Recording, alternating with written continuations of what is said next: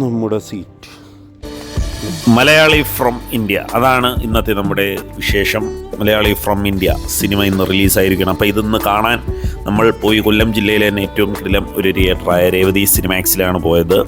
അപ്പം ചെന്നത് നമ്മൾ കുറച്ച് നേരത്തെ ചെന്നിരുന്നു. അപ്പം ചെന്ന് കുറച്ച് ഡ്രിങ്ക്സും കാര്യമൊക്കെ കുടിക്കാൻ കഫ്റ്റേരിയയിൽ പോയിരുന്നു. അപ്പോൾ അവിടെ നിന്ന് ഫുഡൊക്കെ ചെറുതായിട്ട് ലൈറ്റ് ഫുഡൊക്കെ കഴിച്ചിട്ട് നമ്മളിങ്ങോട്ട് വന്നു. ആൾക്കാരൊക്കെ വന്നുകൊണ്ടിരിക്കുന്നതേ ഉള്ളൂ. നല്ല തിരക്കുണ്ട് കേട്ടോ, ഹൗസ്ഫുള്ളാണ് ഷോയൊക്കെ. കണ്ടില്ലേ, ഫുള്ളി വൈബാണ്, എല്ലായിടവും വൈബിൽ നിൽക്കുവാണ്. പിന്നെ സൈഡിലായിട്ട് കുറച്ച് ട്രോഫിയും കാര്യങ്ങളൊക്കെ ഉണ്ടായിരുന്നു. കണ്ടില്ലേ, പ്രേമലു എന്നൊക്കെ എഴുതി, മാളികപ്പുറം, കടുവ, അങ്ങനെ കുറേ സിനിമയുടെ ട്രോഫിയൊക്കെ ഇവിടെ ഇങ്ങനെ എടുത്ത് വെച്ചിട്ടുണ്ട്. നമുക്ക് നേരെ സിനിമ കാണാൻ പോകാം. മൂന്നാമത്തെ സ്ക്രീനാണ്, സ്ക്രീൻ നമ്പർ 3, ഓഡി 3യിലാണ് സിനിമ നടക്കുന്നത്.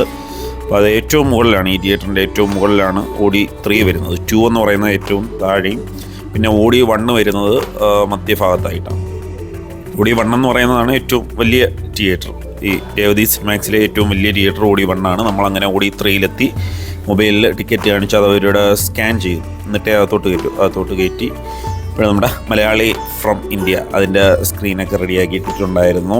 നമുക്ക് സീറ്റ് അറിയാവുന്നതുകൊണ്ട് നേരെ എന്ന് അവിടെ ഇരുന്നു. സിനിമ നമ്മൾ കണ്ടു.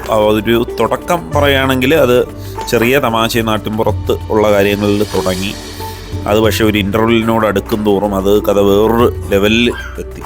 നല്ല അടിപൊളി കഥയായിരുന്നു. ഇതിൻ്റെ ഒരു കഥയെന്ന് പറയുന്ന എല്ലാ മലയാളിയും കണ്ടിരിക്കേണ്ട ഒരു സ്റ്റോറി തന്നെയാണ് ഈ സിനിമയുടെ ഒരു കഥ എന്ന് പറയുന്നത്.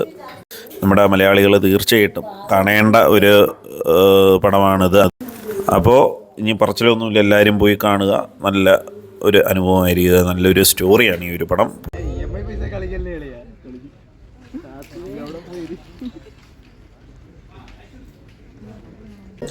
മലയാളി എന്നതിൽ ഒരു അഭിമാനം തോന്നിയ ഒരു സിനിമയാണ് ഇത്. കാണുമ്പോൾ നമുക്ക് മലയാളി ആയതിനാൽ നമുക്കൊരു അഭിമാനം തോന്നുന്ന ഒരു പടമായിരിക്കും ഈ ഒരു സിനിമ. എല്ലാവരും പോയി കാണുക. It's me Sukesh Sukumaran, signing off.